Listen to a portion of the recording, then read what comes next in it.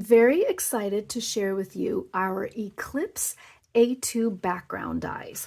So we have 3 available at the moment. For this particular video, I'm going to work with the elongated offset size. So we've got long slits on one side, which can go right here, right here. You can turn it around 4 different areas, and then you've got plenty of room for a sentiment. So for this video, I'm going to work with this one, but we do have 2 others available with their own video, a circle and then a square. So we'll show those a little bit later. But for right now, we are going to work with this. And then our A2 backgrounds become your first layer for your A2 card. A2 cards are 4 1/4 by 5 1/2. So we start with 4 by 5 1/4. So it becomes your first layer when you put that guy down. So we feel like it's easier instead of doing another layer. But you can certainly cut something a little bit in between there to fit. And then to make it easy, because these would be your front. This is going to be your front piece, and we're going to show you in just a minute.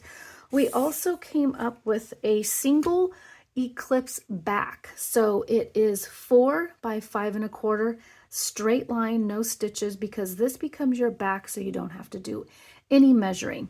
Of course, you can still do your measuring, but this will make sense in just one moment. So an Eclipse card is going to give you an interesting effect. Ooh, where's my long one? This guy. So your bottom piece is solid, so that your design pops up.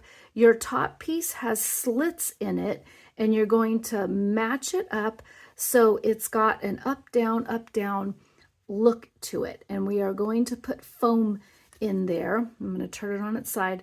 We now have 2 millimeter thick foam in these very small strips that fit in between there. So you do not have to be cutting thin strips nor dealing with thin foam, because we already have that for you. So this is what an Eclipse looks like. You can also, if you're a stamper, you can do that as well. You stamp your bottom piece and then turn around and cut out your top piece and then stamp that and lay it on top of there. So it gives it a very interesting look. So I work to cut out my top piece first, and then I wanted to show you that.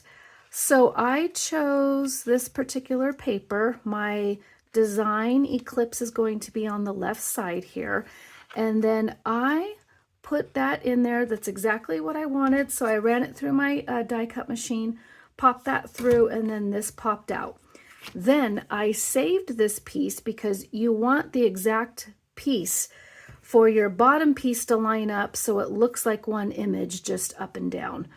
And so I saved this piece, lined it up with my next piece, the second cut I'm going to make with my background. I did a little mark in the corner, put that aside so I could then lay down my background piece, ran that through my die cut machine. So I have my solid background piece. And then after, I'm going to show you how we did the foam.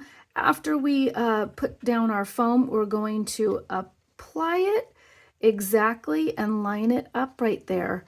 So you see the design that pops up, and sometimes you have to make a little shift to make sure it aligns correctly. So that would be our bottom piece right here, off to the side. And then of course you can ink. I just didn't do any inking for this particular video. This is our top piece, which lines up. And then now the foam. Our foam strips, we've got several of them on a sheet, package of 2. Like I said, they are 2 millimeter thick, so you get just a little bit of a rise, and then they are cut into strips already. So I put one right here, and I put one right here because you want every single channel to be lifted. I didn't do one there because I'm going to show you how I do it. When I lay it down, I pull it a little bit taut, and then you are going to get a little bit of a bow, but as soon as you lay it down, it's going to flatten out. And then I use some of my extra foam right here, so I could just puff up the rest of it so it becomes a balanced piece on there. So let's, I'm going to speed up the camera so we can do that foam and peel it.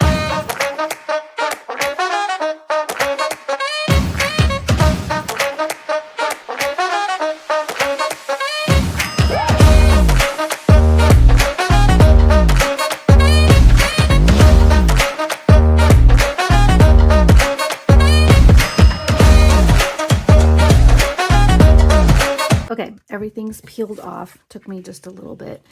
Now I'm viewing over my phone camera. So what you're going to want to do, be very careful. All of your foam is extremely sticky. So as soon as you put that down, it's not coming back up. So you really got to line it up.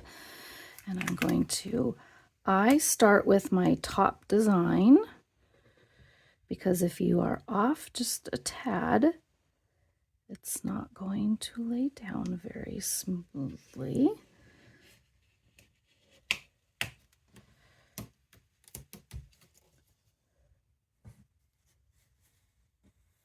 Okay, I think we are off just a tad right there.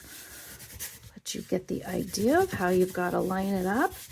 And now the bowing went away because we flattened it out with our foam. And of course you can ink the edges. I just did not do that right now. But I am going to adhere it onto the base of my card.